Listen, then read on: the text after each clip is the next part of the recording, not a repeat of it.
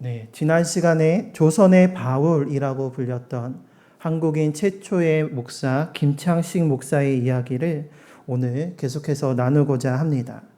지난 시간에 살펴본 것처럼 김창식은 처음에는 선교사들을 고발하기 위해서 그들의 집에 위장 잠입하였지만 그 선교사 올링거를 비롯한 선교사들의 그 예수님을 닮은 성품과 예수님을 본받은 그 삶의 모습을 보면서 가마 감동이 되었고 기독교인으로 거듭나게 되었습니다. 그리스도인들을 박해했던 박해자 사울이 다메섹 도상에서 예수님을 만나고서는 복음을 전하는 주님의 종으로서 새롭게 거듭났던 것처럼 김창식도 이와 같았습니다. 그런데 김창식을 조선의 바울이라고 부르게 된 결정적인 사건은 바로 오늘 이야기 나눌 그 사건 때문이었습니다. 올린거를 통해서 복음을 전해받은 김창식은 1890년에 아펜젤러에게 세례를 받고 1892년에는 미국 감리의 조선 선교회에서 정식으로 임명한 전도인이 되었습니다. 그래서 오늘날의 전도사에 해당하는 조사의 직분을 가지고 올린거와 함께 그의 문서 사역을 도왔습니다. 올린거 선교사는 배제학당의 교사로 봉사하면서 동시에 인쇄소를 차려서 성경과 찬송가를 만들어서 보급하고 또 여러 가지 전도 서적들을 출간하면서 문서 사역을 감당했었습니다. 그러던 중 1893년에 12살과 9살 된 두 어린 자녀가 질병으로 사망하게 되면서 올린거 선교사 부부는 안식년을 갖기 위해서 미국으로 돌아가게 되었습니다. 그 후에 김창식은 감리교 의료 선교사인 제임스 홀 선교사와 함께 동역하게 되었습니다. 그래서 이때 제임스 홀 선교사와 함께 그들에게 주어진 선교지는 바로 평양이었습니다. 당시에 외국인들이 자유롭게 부동산을 매입을 하거나 또 주어진 곳을 벗어나서 복음을 전하기가 어려웠기 때문에 김창식이 먼저 평양에 가게 되었습니다. 그래서 그곳에서 자신의 명의로 사택과 교회 또 학교, 병원에 그 자리를 마련하면서 선교 기지를 먼저 세우는 일을 담당하게 되었던 것이었습니다. 그리고 1년 후인 1894년 5월 4일에 이제 모든 준비가 마쳐져서 홀 선교사 부부가 평양에 올라오게 되었습니다. 그런데 당시에 평양은 서양에 대한 반감이 아직은 높은 지역이었습니다. 이전 시간에도 살펴본 것처럼 미국의 상선이었던 제너럴 셔먼호가 대동강을 타고 올라와 평양까지 들어와서 공격을 했던 일이 있었기 때문이었습니다.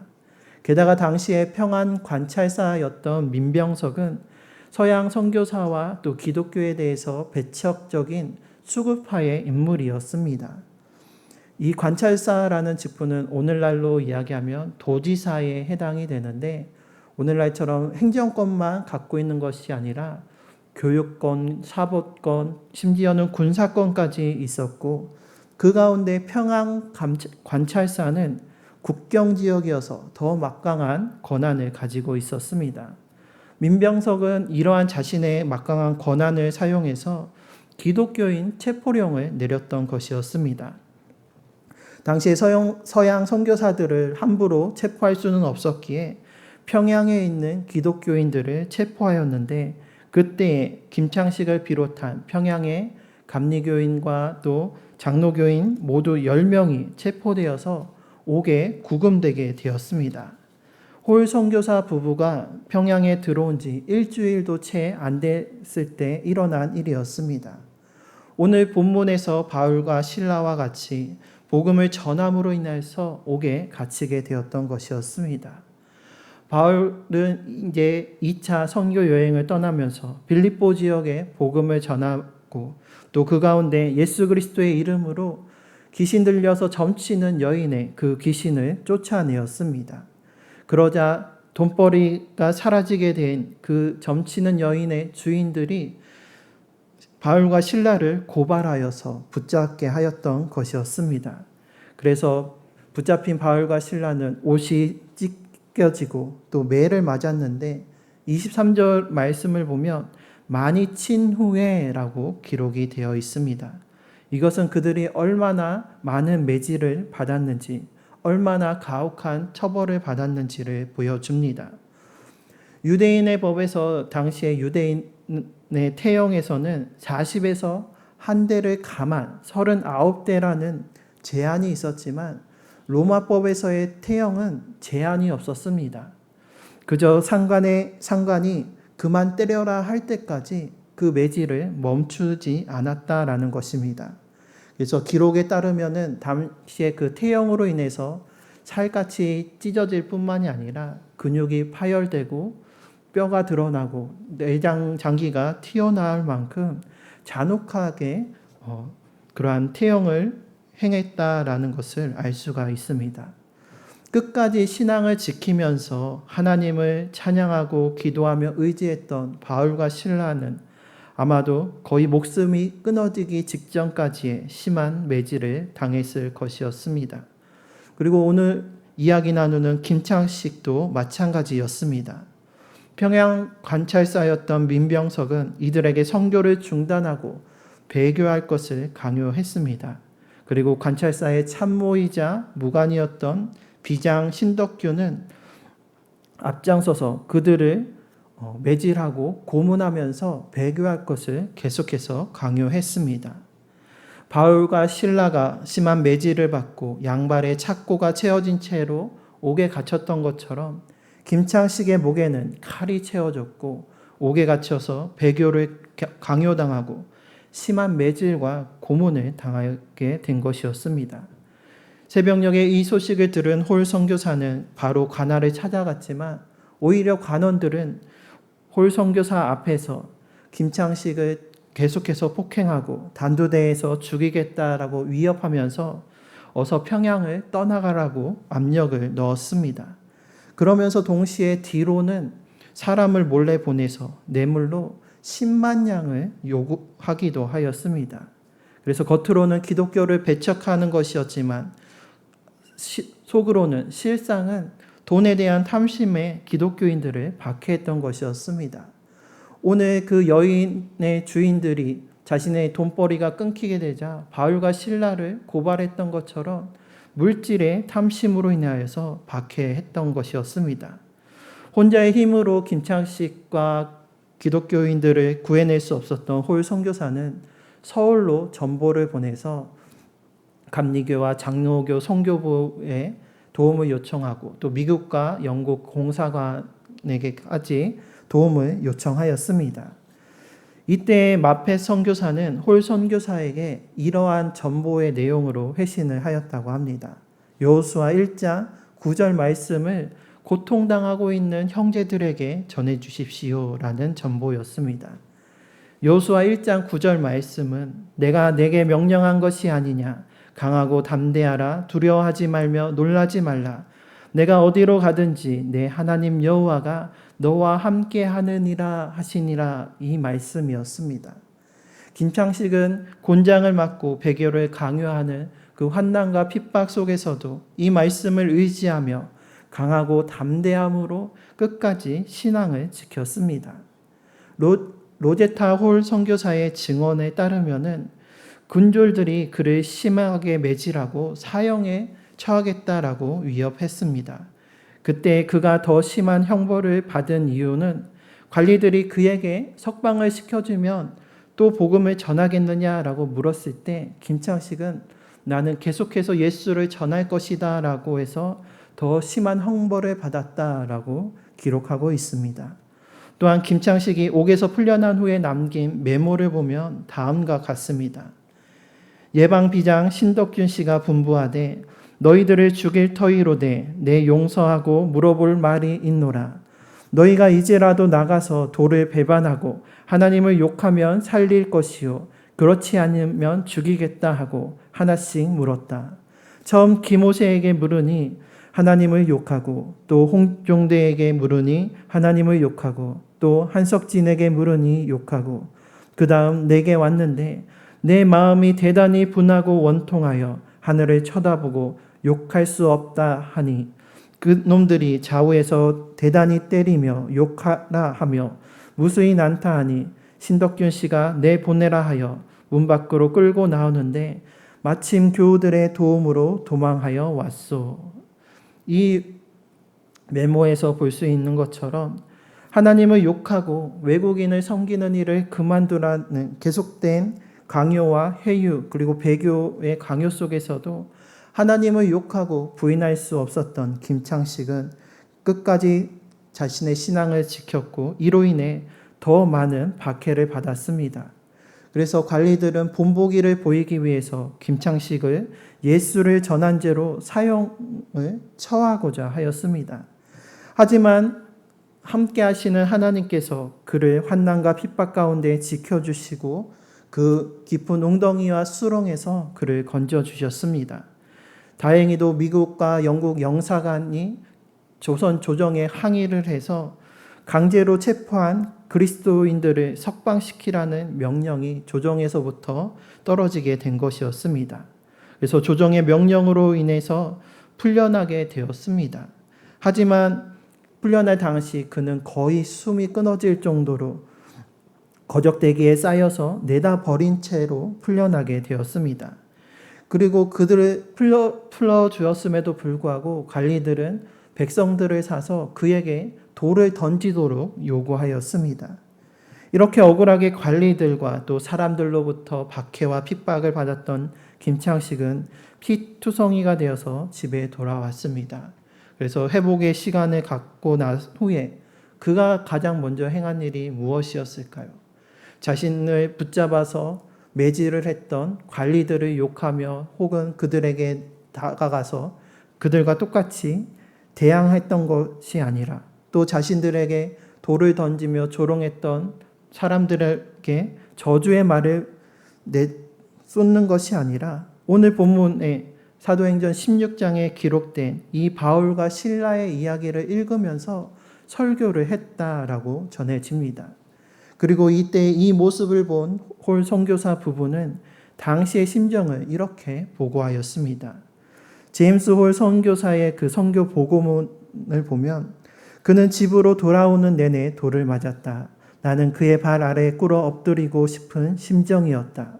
그토록 예수님을 위한 신실한 순교자인 사람을 나는 결코 본 적이 없다라고 당시를 회고하며 보고하였습니다.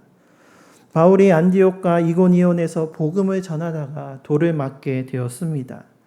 그때 돌을 맞아서 사람들이 그가 죽은 줄로 알고 성 밖에 버릴 정도로 많은 박해를 받았던 것처럼 거의 죽을 것 같은 그 몸으로 집에 오는 내내 돌을 맞는 그 김창식의 모습을 보면서 정말로 이토록 신실한 순교자의 모습을 내가 본 적이 없다고 하면서 그 신앙 앞에 오히려 자신의 모습이 부끄러워 그 발 아래에 꿇어 엎드리고 싶을 정도였다라는 것이었습니다. 그리고 그의 아내 로제타 홀 선교사는 이렇게 보고하였습니다.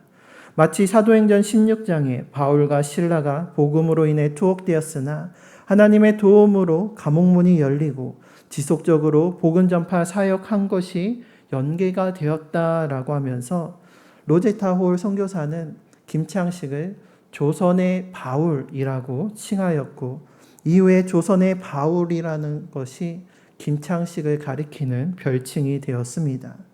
그리고 그의 이후의 삶과 그의 행적을 살펴보면 정말로 바울과 같은 삶을 살았습니다. 그래서 1901년에 한국인 최초로 이제 목사 안수를 받은 후에 그는 이제 처음에 황해도로 파송을 받았는데 한 교회에 정착해서 목회하는 것이 아니라 전국 방방곡곡을 다니면서 하나님의 말씀을 전하였습니다. 그래서 115개의 예배 공동체를 세우면서 설교를 하고 또 48개의 교회를 평생 동안 세웠습니다.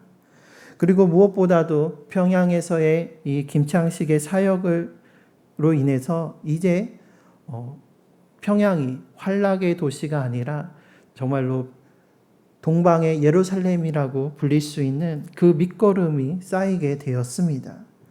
당시에 평양은 두서너집 건너서 술집이 있고 또 기생 중의 기생은 평양기생이라고 할 만큼 향락의 도시였고 또 복음을 전할 수 없는 폐쇄된 그러한 도시였습니다. 하지만 이곳이 나중에 동방의 예루살렘으로 새롭게 거듭나게 됨에는 평양 대부흥 운동 이전에 환난과 핍박 중에서도 끝까지 신앙을 지킨 김창식 목사와 같은 믿음의 선배들의 희생과 헌신이 있었기 때문이었습니다. 당시에 나는 새도 떨어뜨린다라고 하는 평안 관찰사의 권위로도 꺾을 수 없는 그의 신앙이 세상을 이겼고 그 승리를 목도한 백성들이 그를 통해 주님을 바라보게 되었습니다. 그래서 평양의 그 장로교회 장대현 교회와 함께 감리교회 홀과 김창식 목사가 세운 이 남산현 교회는 평양교회의 뿌리가 되었고 이후 평양 대부흥 운동의 원동력이 되었습니다. 이에 대해서 스크랜턴 선교사는 이렇게 보고합니다. 평양 사역은 김창식 형제에 의해 순조롭게 진행 중입니다. 예배당에서 평양 시내가 한눈에 보입니다. 이 교회는 시련과 박해를 견디며 이제 환하게 빛나고 있습니다. 바라기는 저와 여러분 그리고 우리 제암교회가 이처럼 환난과 핍박 가운데 시련과 박해 속에서도 끝까지 버티고 견디며 승리하여서 정말로 산 위에 있는 교회가 되어서 이 세상 가운데 주님의 빛을 발하는 세상의 빛이 되는 우리 모두가 되시기를 소망합니다. 특별히 6월 호국 보훈의 달을 보내고 있습니다. 오늘날 우리가 이 자유 대한민국에서 살아갈 수 있음은 나라와 민족을 위한 순국 선열들의 희생과 헌신이 있기 때문입니다. 또한 오늘 우리가 이렇게 함께 모여서 예수님을 나의 구주 그리스도로 고백하면서 주님을 예배하고 찬양하며 믿음으로 살아갈 수 있는 것은 김창식 목사와 같이 주를 위하여서 기꺼이 박해받고 환난과 핍박 중에서도 그 신앙을 지키며 하나님 나라를 위한 희생과 헌신을 아끼지 않는 믿음의 선배들이 있기 때문이었습니다. 그리고 이것은 초대교회도 마찬가지였습니다.